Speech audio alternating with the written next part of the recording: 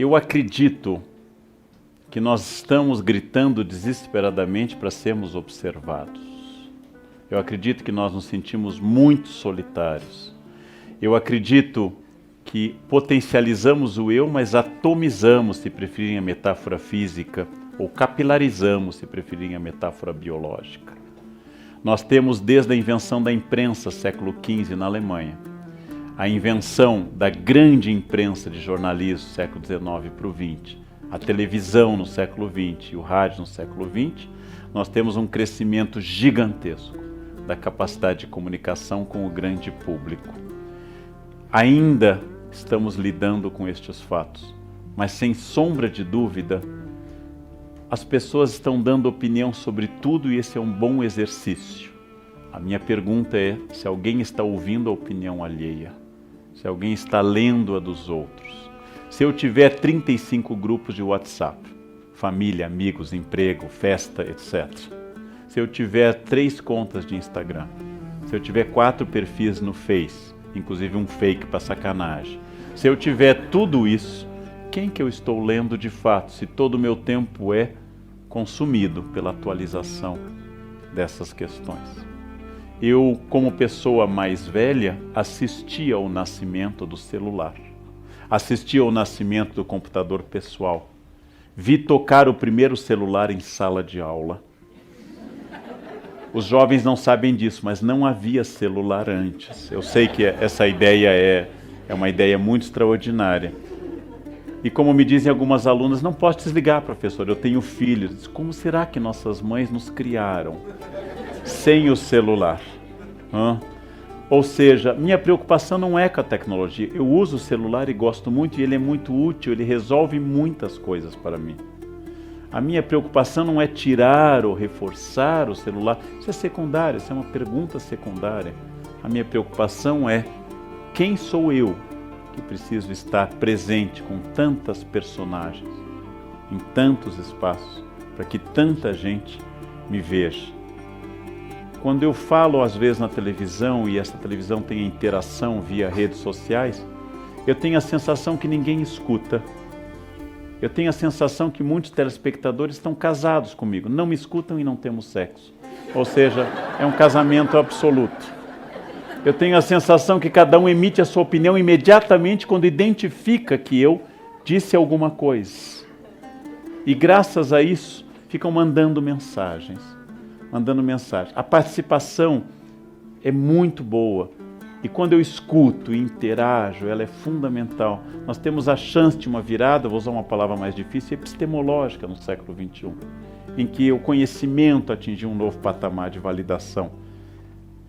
Temos a chance, mas isso ainda não ocorreu. Nós não estamos mais brilhantes ou mais produtivos do que há 30 anos. Apenas estamos incrivelmente mais ocupados com o mundo virtual.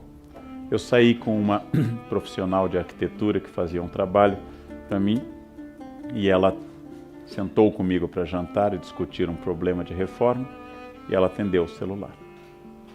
Eu fiquei esperando, certamente era algo grave. Continuamos a conversar, ela atendeu novamente. Eu esperei, certamente era algo gravíssimo que impedia a nossa reunião. Na terceira vez tocou o celular dela, era eu ligando para ela e dizendo a ela: já que você prefere pelo celular, vamos ter nossa reunião assim. E tivemos, e foi uma reunião produtiva. E o celular dela não tocou mais, porque nós tivemos. É uma questão de escolha. Me preocupa que a realidade virtual se sobrepõe à realidade real. Me preocupa isso, mas é provável uma preocupação de idade, não seja uma preocupação de crianças ou jovens, que isto vá passar. Me preocupa que realmente a fala reflexiva, que é o tom da fala do Hamlet, tenha desaparecido e a fala informativa esteja dominando. Como diz num filme sobre a dificuldade de Shakespeare, o problema de Shakespeare é que quem nunca diz vai dali para lá. Shakespeare diz: toma das asas de Mercúrio e passa deste ponto àquele outro onde o sol se põe. As metáforas, as interpolações, os adjuntos, os apostos, os vocativos shakespearianos tornam complicada a frase reflexiva, porque a frase reflexiva pressupõe pensar no que eu estou dizendo.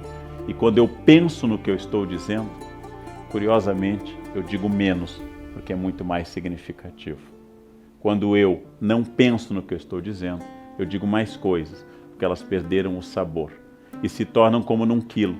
Apesar do restaurante por quilo ser uma maravilha, que reduziu todos os alimentos ao mesmo sabor. O chuchu, a vitela, o purê, o milho, a alface, todos têm o mesmo gosto. E se não tem as 11 quando são colocadas as 3, certamente tem o mesmo sabor, as pessoas põem um pouco de cada, como se fizesse qualquer diferença.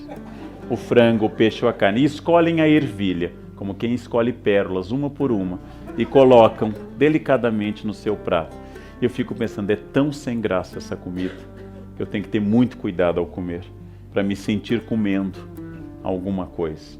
Ou seja, quando eu não tenho sabor nas coisas que eu vivo e faço, eu multiplico as coisas que eu vivo e faço. E falo mais, e saio mais, e faço mais festas, e tenho mais amigos, e viajo mais, e não paro de viajar, porque como eu não consigo estar comigo, eu quero estar em todos os lugares do mundo, porque eu não tolero estar na minha casa, ou pensativo. Então eu tenho que estar no estresse do aeroporto, e visitando. Você foi à Argentina? Fui, já fui a Buenos Aires, já fui a Equador, mas você conhece Salta? Ai, Salta eu não conheço, então vamos a Salta neste momento. Agora eu fui a Salta. E a Patagônia? Você conhece a Patagônia? Não. E Mar del Plata? Ou seja, é uma vida para rodar, rodar, rodar, até que eu fique tão tonto que eu perca a consciência de mim mesmo. Por isso que nós viajamos mais do que jamais viajamos no passado, porque nós não estamos vendo mais nada. E batemos fotos que vão para o computador e não vão ser vistas por ninguém. Ou vão ser enviadas para 10 mil pessoas que não vão ver, ou vão ter inveja de eu estar viajando e vão responder apenas kkkk. Ou seja, este é o vazio que o Hamlet estranharia, já que o Hamlet faz toda a peça dele, a mais reduzida de todas, num único espaço da corte, no único espaço de Elsinore, em salas do palácio. E dali apenas eles falam de uma viagem à Inglaterra de navio e falam de uma ida a Heidelberg, uma ida a Paris, mas toda a peça se passa ali, porque a casca de nós do Hamlet é suficiente, reinado, é suficiente para ele.